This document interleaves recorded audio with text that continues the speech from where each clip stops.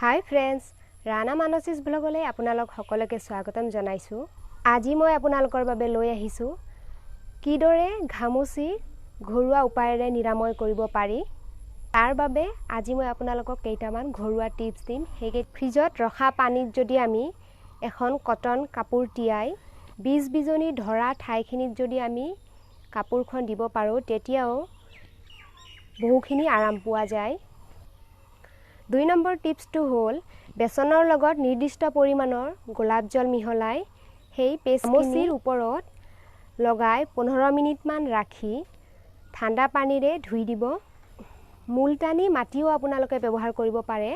মুলতানী মাটিৰ লগত অকমান কেঁচা গাখীৰ মিহলাই ঘামুচি ওলোৱা ঠাইখিনিত লগাই 10-15 মিনিটমান ৰাখি ঠাণ্ডা পানীৰে ধুই দিব। এনেদৰে যদি আপোনালোকে এই বস্তু কেইপদ নিয়মিত ব্যৱহাৰ কৰিব পাৰে তেতিয়া দেখিব শৰীৰত ওলোৱা ঘামুচিবিলাক নিজে নিজে নোহোৱা হৈ যাব। শৰীৰত ঘামুচি নোলাবৰ বাবে আপোনালোকে কি কৰিব? গৰমৰ দিনকেইটাত আপোনালোকে সদায় পাতল কপাহী কাপোৰ পিন্ধিবলৈ চেষ্টা কৰিব।